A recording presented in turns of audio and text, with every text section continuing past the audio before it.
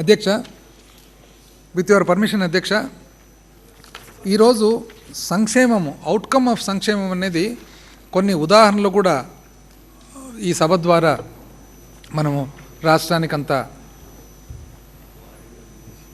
అధ్యక్ష, ఇంతకుముందు పాలవెల్లువ అధ్యక్ష, పాలవెల్లువలో అమూల్ ద్వారా పాలవెల్లువ కార్యక్రమం తీసుకురావడం జరిగింది అధ్యక్ష. రాష్ట్రానికంతా తెలిసిండేదే. పాల ధరలు 10 రూపాయల నుండి 20 రూపాయలకు యాక్చువల్గా పెరిగాయి అధ్యక్ష. ఇంతకుముందు నేను 5 రూపాయల నుంచి 20 రూపాయలు అని అన్నాను అధ్యక్ష. ఇంచుమించు 10 రూపాయల నుంచి 20 రూపాయల వరకు పెరిగాయి అధ్యక్ష. ఐ స్టాండ్ కరెక్టెడ్ అధ్యక్ష. ఈ ఉదాహరణలు అధ్యక్ష ప్రభుత్వమే ఆదుకుంది అధ్యక్ష. వాళ్ళ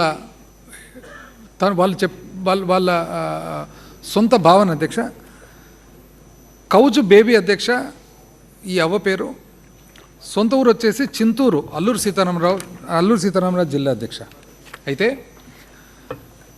బేబీ గారు చెప్తున్నారు అధ్యక్ష, యాక్చువల్గా ఒంటరి దివ్యాంగురాలు. ఏ విధంగా కొన్నేళ్ల క్రితము భర్త వదిలేసి వెళ్ళిపోయినాడంట అధ్యక్ష. భర్త వదిలేసి వెళ్ళిపోతే ఒకే కూతురు, ఆ కూతురు కూడా పెళ్లి చేసుకొని వెళ్ళిపోయింది అధ్యక్ష. అయితే కూలి పని చేసుకుంటూ బ్రతుకుతూ ఉంది అధ్యక్ష. కూలి పని చేసుకుంటూ బ్రతుకుతూ ఉంటే ఏదో ఒక ప్రమాదం వలన ఒక కాలు కూడా తీసేయాల్సి వచ్చింది అధ్యక్ష. యాంపిటేట్ చేయాల్సి వచ్చింది అధ్యక్ష. చేస్తే ఏ విధంగా జీవించాలని చెప్పి చాలా ఇబ్బందుల్లో ఉన్న పరిస్థితుల్లో, అసలు జీవించేది ఎట్లా అని చెప్పి ఆలోచన చేసే పరిస్థితుల్లో వైఎస్ఆర్ చేయూత కింద ఏడాదికి 18,750 రూపాయలు సాయం రాగా, అదేవిధంగా 56,250 రూపాయలు సహాయం అందింది అధ్యక్ష.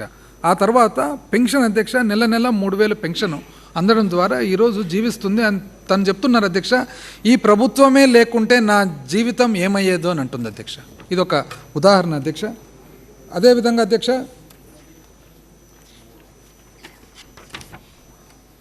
రోబంకి చిరంజీవులు, విశాఖపట్నం అధ్యక్ష. రోబంకి చిరంజీవులు తను ఏమంటున్నారంటే అధ్యక్ష, కొడుకులా ఆదుకున్నారు. వీళ్ళు పిల్లలు లేరు అధ్యక్ష, వీళ్ళకు పిల్లలు లేరు, భార్యాభర్తలే. అయితే శ్రీకాకుళం నుంచి ఇంకా 2 పిల్లలు లేరు కాబట్టి ఇక్కడ విశాఖపట్నం రావడం జరిగింది. వాళ్ళ సమీప బంధువు దగ్గర వాళ్ళు ఉంటున్నారు అధ్యక్ష. వాళ్ళకు కూడా ఇదే పరిస్థితి అధ్యక్ష. పిల్లలు లేరు, ఏం చేయాలి, ఎట్లా బ్రతకాలి అనేటప్పుడు వాళ్ళకు 3,000 రూపాయలు పెన్షన్ వస్తూ, ఒకరోజు కనుచూపు తగ్గితే గత నెల అంటే అంతకుముందు నెల 21వ తేదీ వాళ్ళు జగనన్న కంటి వెలుగు శిబిరము వాళ్ళు నిర్వహించేటప్పుడు పోతే 2 రోజుల తర్వాత 23వ తేదీనే వాళ్ళకి ఇద్దరికి కూడా ఆపరేషన్ చేయడం జరిగింది అధ్యక్ష. ఆ తర్వాత భార్యకు అధ్యక్ష చేయూత కింద 18,750 సంవత్సరానికి రావడం జరిగింది. ఆ తర్వాత భార్యకు ఒకసారి చాలా భరించరాని పొట్టలో నొప్పి వస్తే ఆరోగ్యశ్రీ కింద ఆపరేషన్ చేశారంటే అధ్యక్ష. ఈ విధంగా ఈరోజు వాళ్ళు ఏమంటున్నారంటే, పిల్లలు లేని మమ్మల్ని సీఎం జగనే కొడుకులా ఆదుకుంటున్నారు. ఇంకా దుర్భరమైన పరిస్థితి అధ్యక్ష. తన పేరు బత్తిన అప్పమ్మ అధ్యక్ష. వాదాడ గ్రామము, బాడంగి మండలము, విజయనగరం జిల్లా అధ్యక్ష. పాపం విజయనగరం జిల్లా అధ్యక్ష, బాడంగి మండలము, వాదాడ గ్రామము, దళితుల అధ్యక్ష. అయితే చిన్న వయసులోనే భర్త చనిపోయినాడు అధ్యక్ష. భర్త చనిపోయిన తర్వాత 2 ఆడపిల్లలు అధ్యక్ష. 2 ఆడపిల్లలకు పెళ్లి చేసిన తర్వాత వాళ్ళ ఇంటికి వాళ్ళు వెళ్ళిపోయారంట అధ్యక్ష. ఆ తర్వాత ఏ విధంగా బ్రతకాలని చెప్పి తను కూడా బాధపడే పరిస్థితి ఉన్నప్పుడు, తప్పని పరిస్థితుల్లో అధ్యక్ష, ఎందుకంటే పిల్లలు పోయిన తర్వాత ఎంత చాలా ఇబ్బందికరమైన పరిస్థితి అంటే యాచన మొదలుపెట్టాల్సి వచ్చిందంట అధ్యక్ష.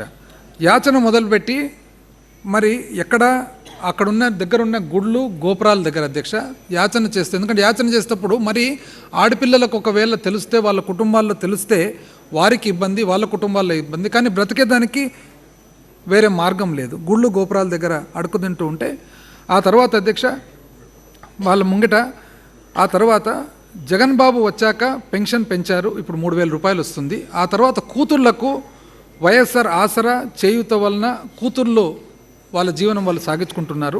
అమ్మఒడి వలన తను ఎంత బాగా చెప్తున్నారు చూడండి అధ్యక్ష, అమ్మఒడి వలన మనవరాళ్ళు ఇంగ్లీష్ చదువుతున్నారు అని. చివరికి ఏమంటున్నానంటే, జగన్ బాబు ఇచ్చిన పెన్షన్తో యాచన మానుకొని గర్వంగా బతుకుతున్నాను.